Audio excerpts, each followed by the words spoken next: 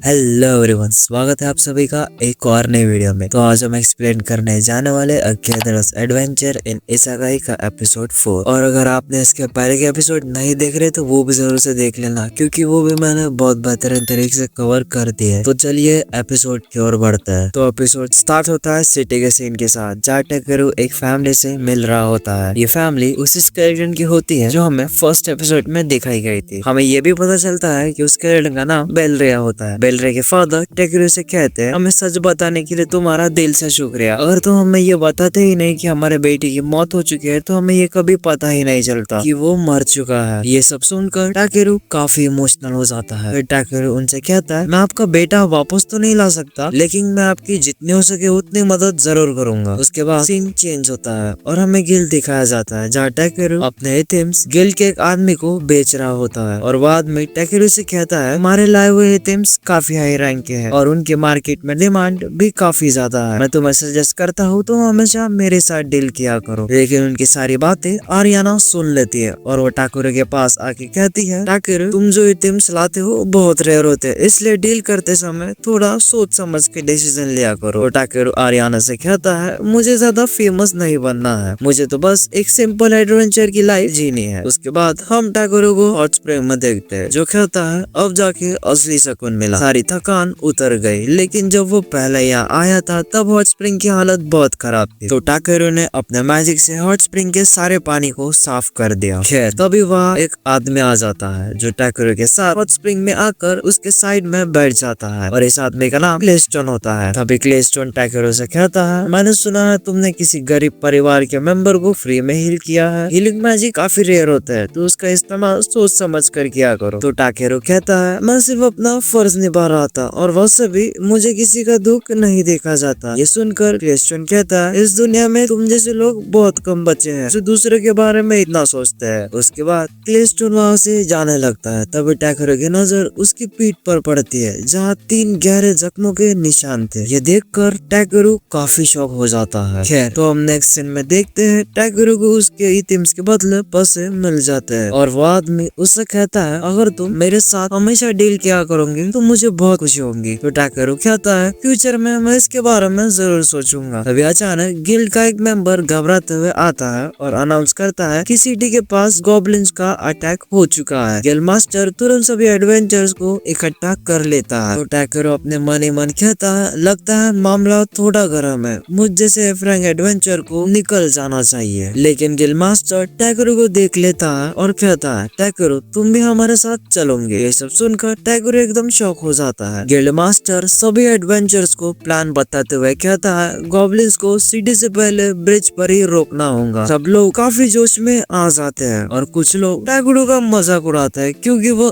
Frank adventure होता है। लेकिन तभी गिल्ड मास्टर बोलता है, इसका मजाक मत बनाओ, मुझे पता है इस लड़के में बहुत पोटेंशियल है। और वो वहाँ से जाने लगता है और जाते जाते कहता है, न्यूजीलैंड बाकी का तुम संभालो। बेसिकली न्यूजीलैंड गिल्ड की एक रिसेप्शनिस्ट होती है और वो टाकेरू से कहती है, हम दोनों मिलकर अपना बेस्ट देंगे। और सीन चेंज होता है और हमें कैंप का सीन दिखाया जाता है, जहाँ न्यूजीलैंड बहुत डर रही होती है। तो टाकेरू उसे हौसला देते हुए कहता है, तुम डरो मत, बस खुद पर कॉन्फिडेंस रखो, बाकी का मैं संभाल लूंगा, तुम बस दूसरों को हील करने पर ध्यान दो। क्लेस्टोन हंसते हुए टाकेरू से कहता है, बैटलफील्ड में डरना कोई बड़ी बात नहीं है। टाकेरू फिर कहता है, मैं तो बस उसे हौसला दे रहा था। लेकिन अचानक क्लेस्टोन फ्रंट लाइन गॉब्लिन से फाइट करने निकल जाता है। तो टाकेरू भी कैंप के पास बैरियर बना के गॉब्लिन से फाइट करने निकल जाता है ताकि वो क्लेस्टोन की मदद कर सके। और जब टाकेरू ब्रिज के पास पहुंचता है तो वो देखता है गॉब्लिन्स की तादाद बहुत ज्यादा होती है जो सिटी के अंदर घुस रही होती है। तो टाकेरू अपने मैजिक से गॉब्लिन्स को मारने लग जाता है, फिर भी इलेक्ट्रिक शॉक से सभी गॉब्लिन्स को मार देता है। टाकेरू गिल्ड के मेंबर से पूछता है, क्लेस्टोन कहाँ गया है? तो गिल्ड के मेंबर उसे बताते हैं, वो गॉब्लिन्स के बॉस से लड़ने अकेला गया है। फिर सीन चेंज होता है और हम देखते हैं क्लेस्टोन अकेले ही सभी गॉब्लिन से लड़ रहा होता है। लड़ते लड़ते